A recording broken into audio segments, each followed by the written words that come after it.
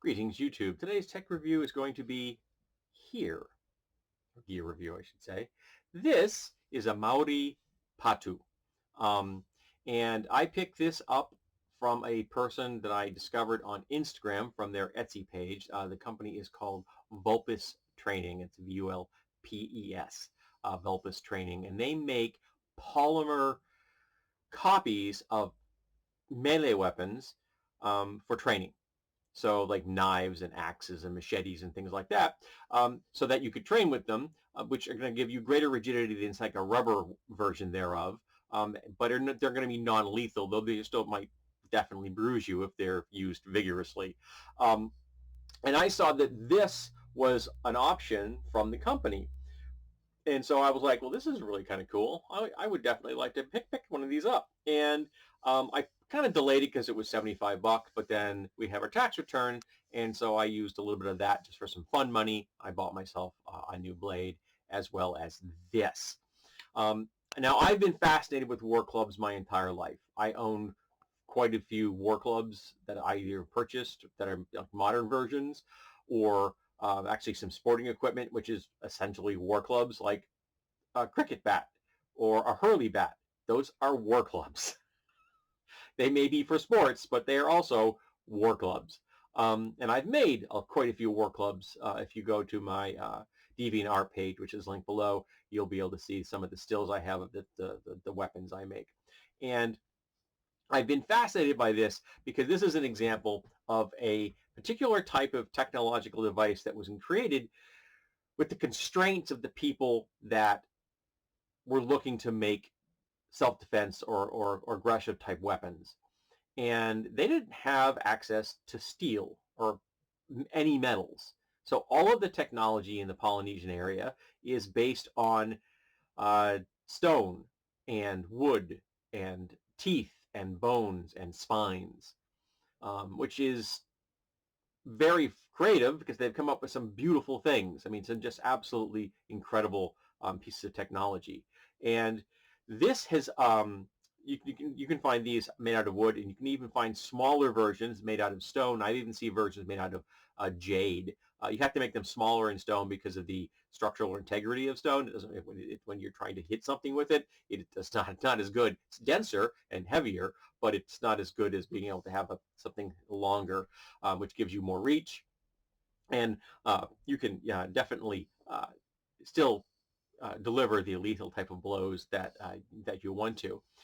But the thing about this is that Vulpes Training has made it, and they're making it out of a 3/4 inch polymer. In fact, this section here is the natural finish that the polymer itself, the sheet of polymer, would have had before they started this. And then they will put it into a computer-controlled mill, and the mill would do one side, and then they would turn over and do it again. They might be indexing off that hole. I know I would. And it was traditionally used with the lanyard. So you'd really get that nice and tight in there so that there will be no coming off of your hand. And if you get the thing right, that actually acts as an additional stiffening, because as the weapon hits, it's going to want to do this because you're hitting something. If you have a lanyard that's correctly fitted to your hand, that's going to stiffen it up. So that would be something they would traditionally use in combat. I have not put one on this yet. I probably will, because I'm probably going to put this on display, hanging up. And the thing that fascinated me about this is that, again, it's made from a polymer, but this is not an emulation of a Patu. This is not a copy. This is not something that is close to or built in the, in essence of or respect to or an ode. No. This is an actual Patu. It's just a Patu made from a polymer.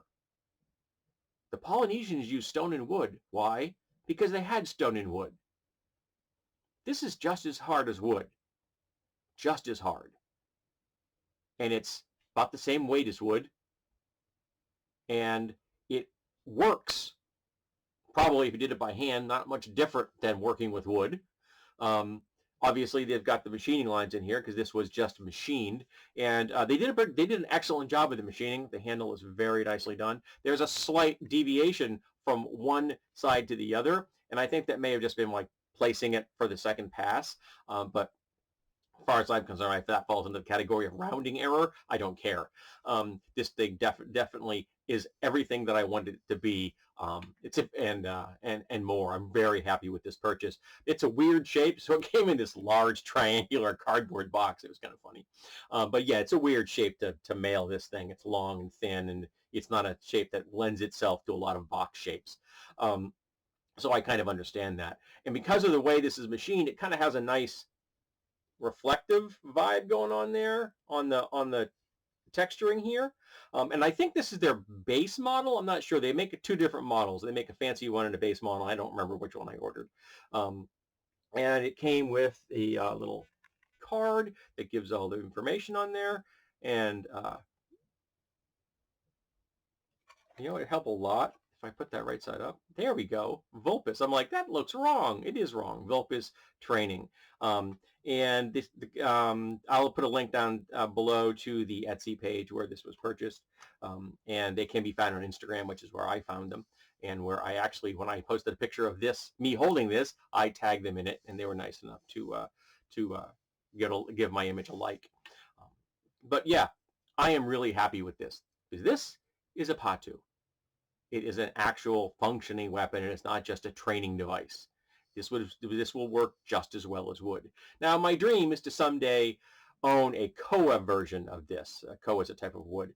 And there's a guy I follow on Instagram who makes koa Polynesian weapons, and he makes them, again, with spines and teeth and all wood, and he puts inlays and stuff in them. He does some absolutely gorgeous work, and I'm not quite at the point where I want to spend that much money on a device that I could afford 75 bucks. So that's what I got. And this has also inspired me that I think I'm going to try my hand at making my own, because now I know what a koa, I know what a Patu is supposed to feel like and look like. And I know that I can make it out of a board that is 3/4 of an inch thick.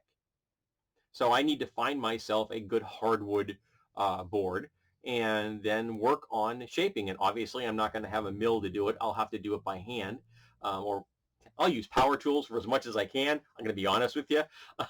But there we're going to become a point where I have to do the shaping by hand, because the power tools will not have the degree of delicacy that I need to do the shaping and the rounding and everything, because, you're going to want to get that done right, and you're going to want to get this done right. This section in here is flat, and they just skim the surface, but it's almost the thickness of the original polymer board, which is fine, because again, you're looking to get some mass in there to give you a little bit more oomph for the impact.